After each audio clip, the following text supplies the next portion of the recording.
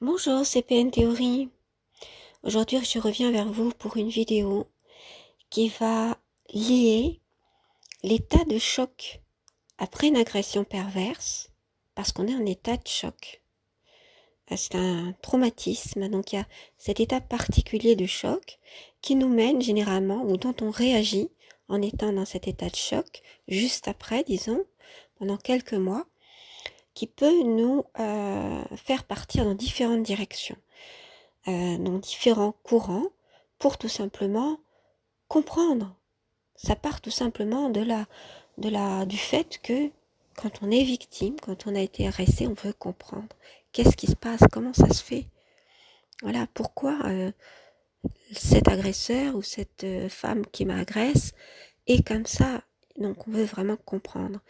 Et on peut partir dans plusieurs courants. Donc je vais citer l'intellectualisme, le revendicalisme, le déni, la fuite vers la maladie. Il peut y en avoir d'autres.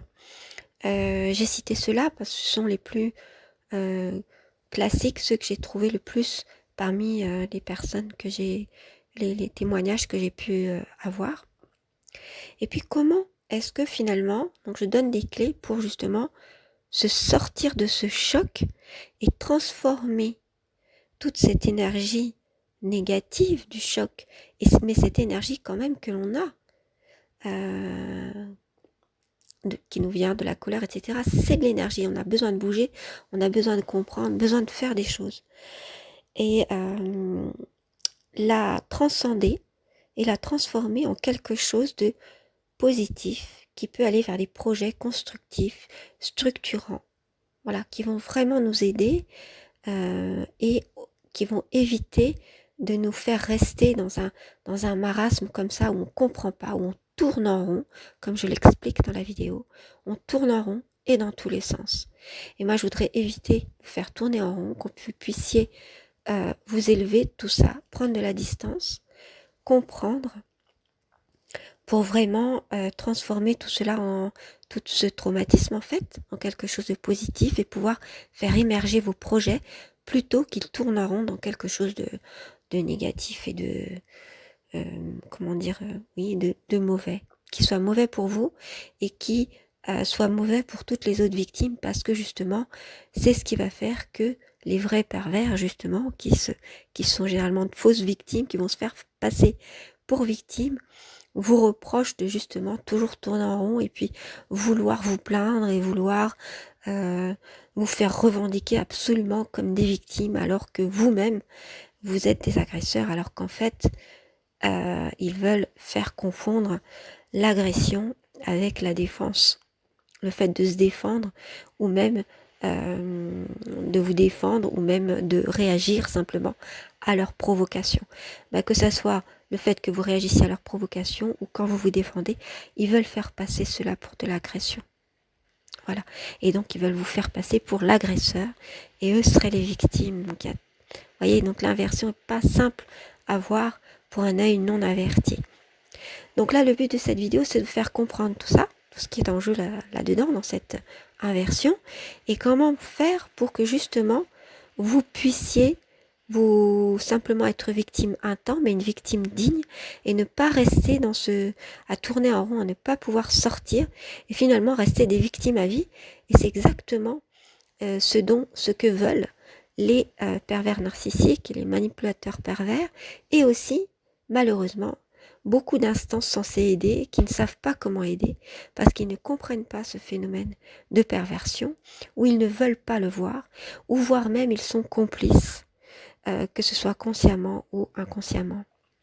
Donc il faut absolument que vous sachiez comment, j'essaie de donner des clés de compréhension et des clés pour agir aussi. Donc à la fin aussi, j'explique comment est-ce qu'on peut sortir de tout ça, passer à autre chose pour vraiment tourner la page. Je vous souhaite une bonne écoute. En toute bienveillance, suivant votre personnalité, vous allez, trouver différents moyens de faire sens, de comprendre ce phénomène. Alors, un des moyens qui justement peut vous faire tourner en rond, vous faire vous embourber, Et j'en ai trouvé jusque-là 4. Bon, il y en a certainement d'autres. Vous faire tourner en rond dans votre raisonnement, c'est l'intellectualisme. Alors, qu'est-ce que c'est que ce que j'appelle l'intellectualisme?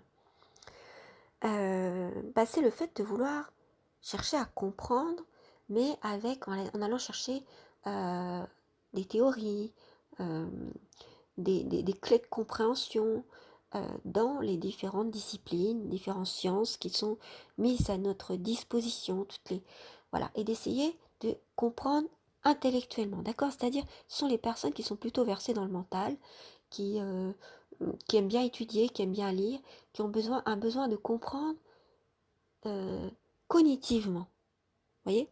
Je dis comprendre cognitivement, ça semble être un pléonasme, mais non. Parce qu'en fait, on peut comprendre aussi en se mettant à la place. Et donc, on peut comprendre de l'intérieur, en s'identifiant.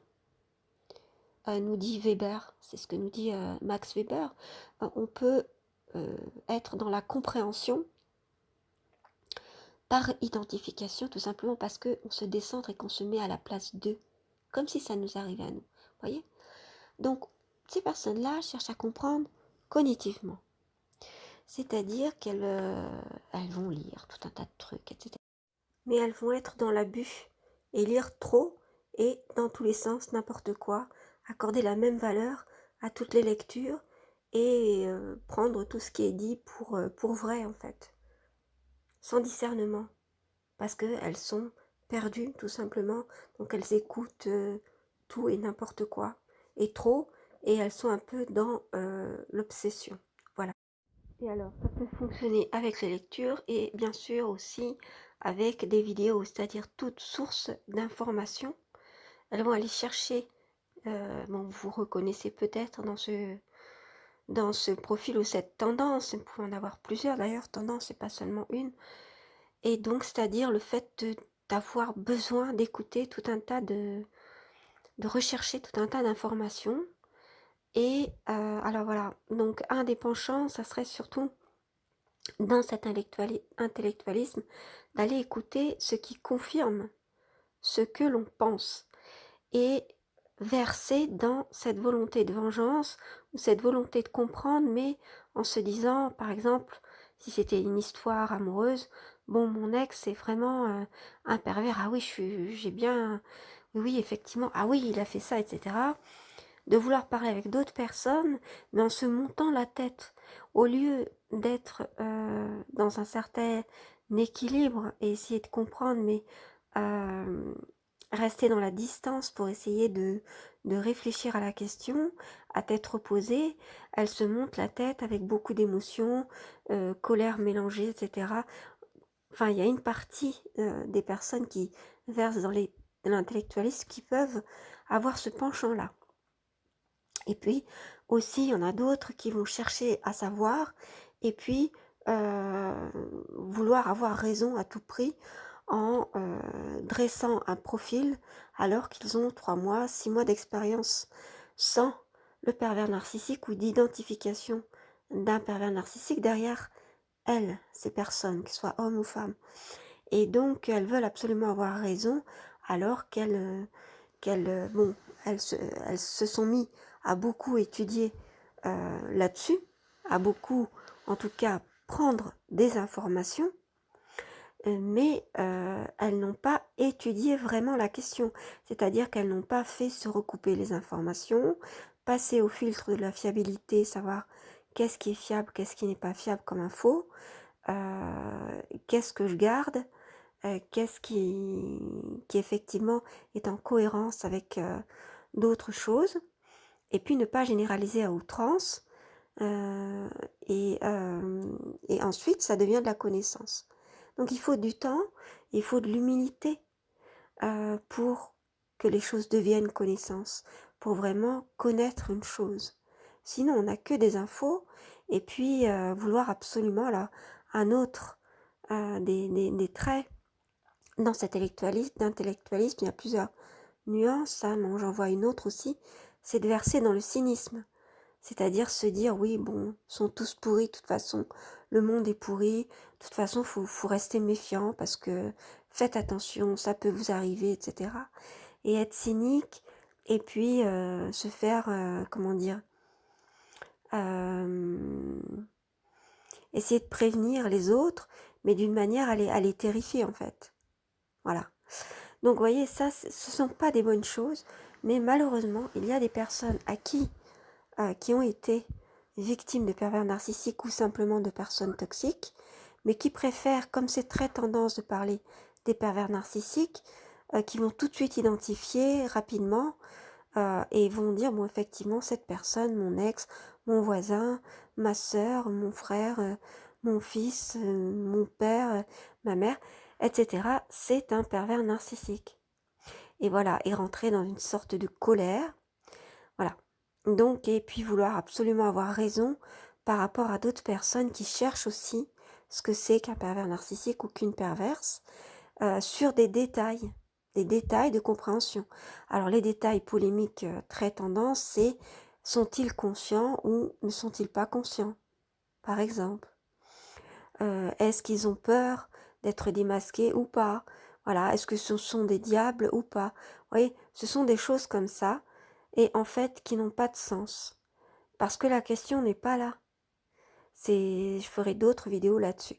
Donc voilà, donc ça c'est un trait auquel il faut absolument s'éloigner de tout ça.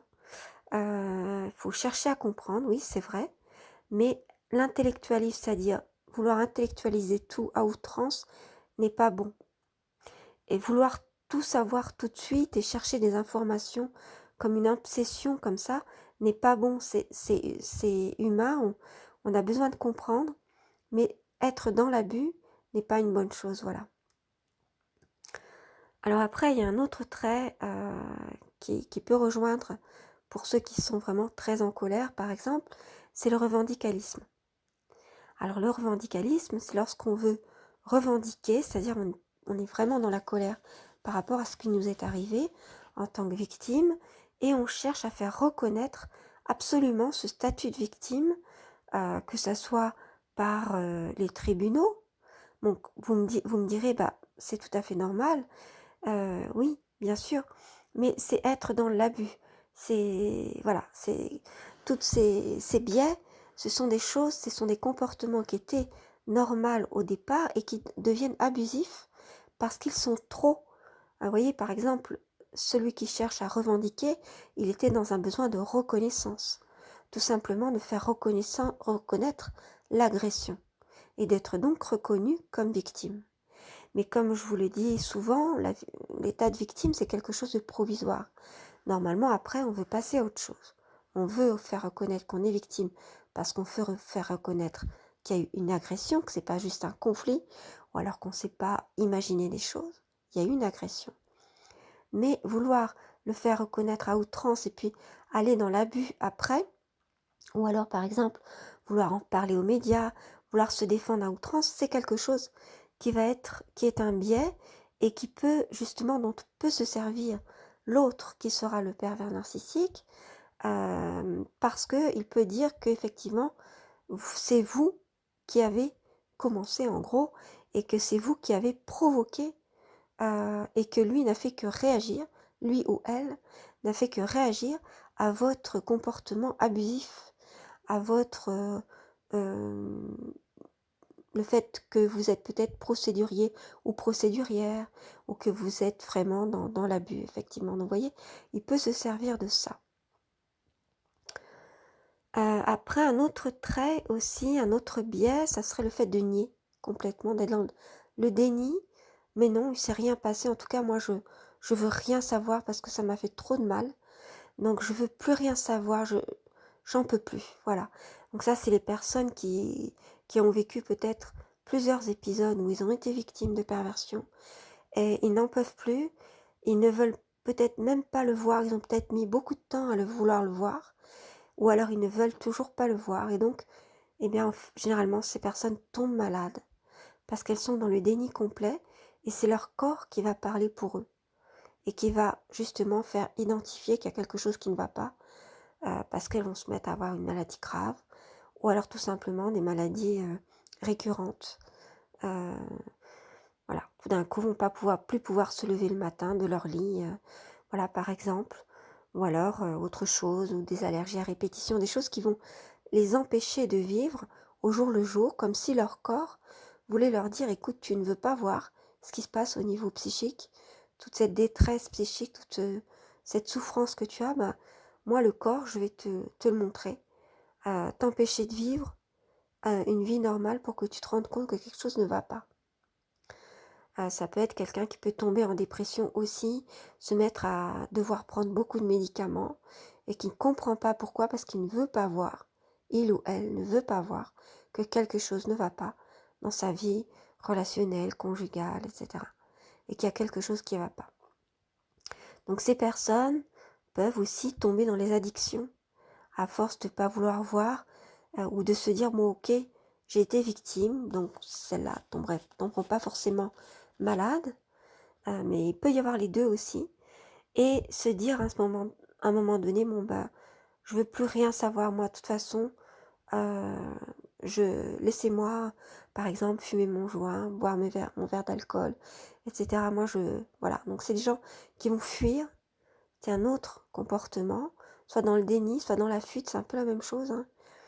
On se mettre à fuir dans les addictions. Ça peut être des comportements addictifs, ça peut être des produits, peu importe, toutes les sortes d'addictions qui peuvent exister.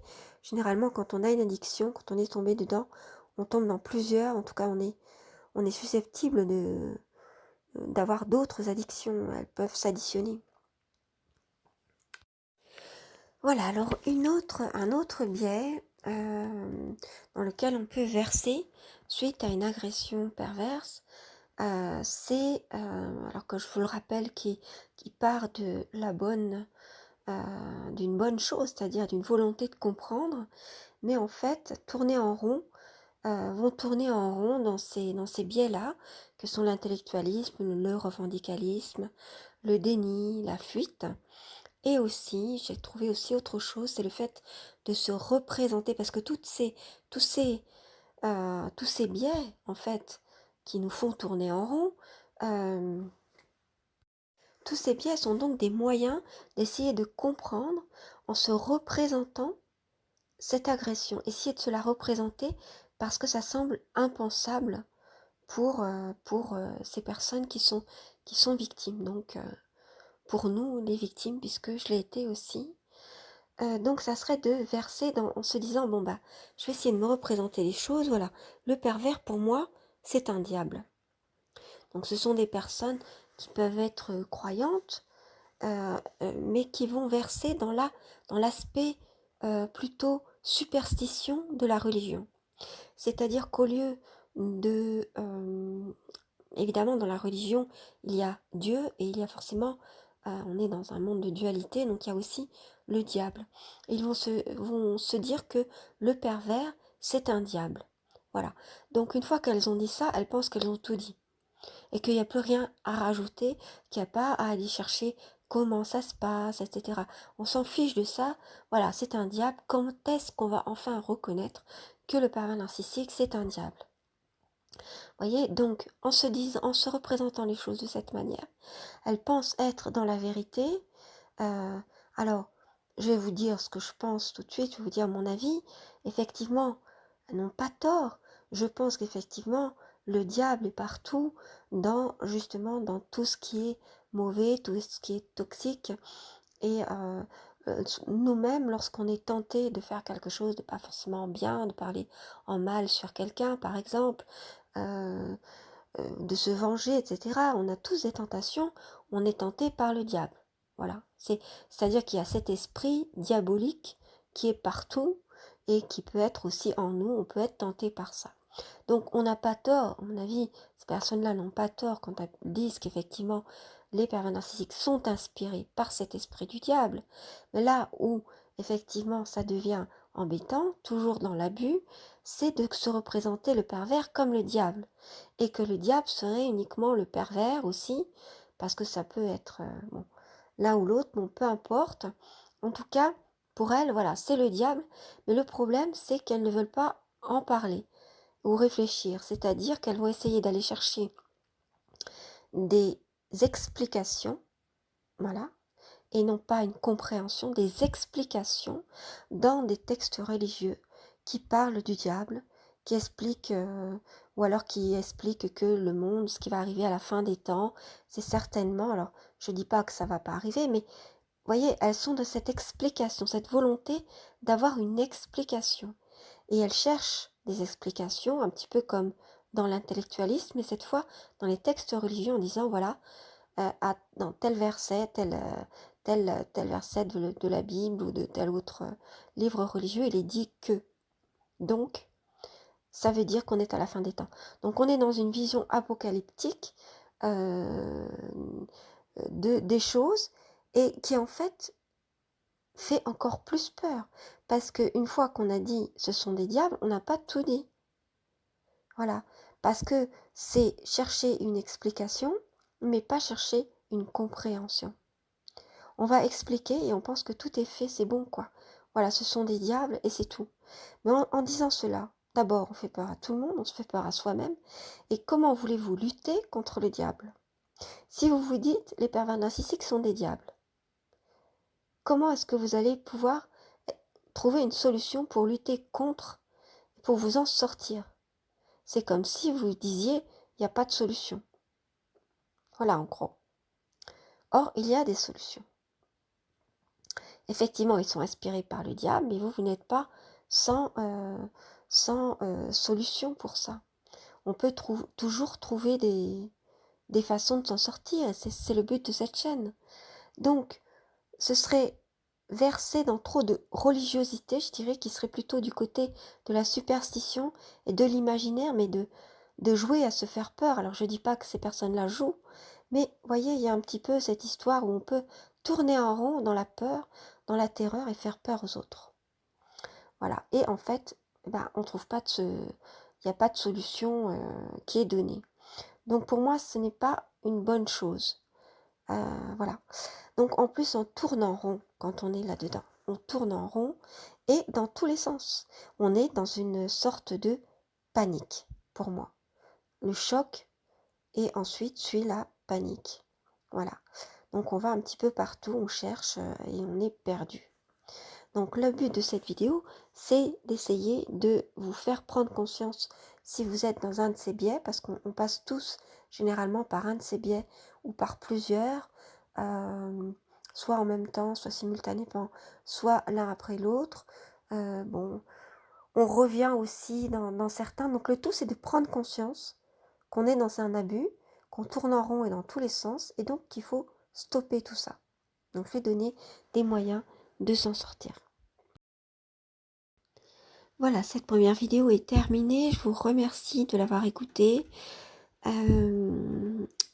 Les moyens de s'en sortir, de sortir du choc, de dépasser cette détresse, parce qu'on peut être sorti du choc, donc de la sidération, et puis du choc, mais rester dans une certaine détresse, et donc dans ces biais dont je viens de parler. Et après, il faut savoir les dépasser. Voilà, parce que sinon on tourne en rond et dans tous les sens, comme je l'expliquais, et on reste dans sa détresse à ne pas trouver de solution. On peut en entraîner d'autres aussi, dans son sillage, et c'est pas le but. Voilà, donc je vous remercie d'avoir écouté cette vidéo, et je vais donner les étapes pour s'élever, pour sortir de tout ça, au contraire, sortir la tête vraiment de l'eau, dans une autre vidéo qui s'intitulera certainement « Ouvrez vos bras ». Voilà, merci pour votre écoute, à très bientôt pour une prochaine. Prenez soin de vous.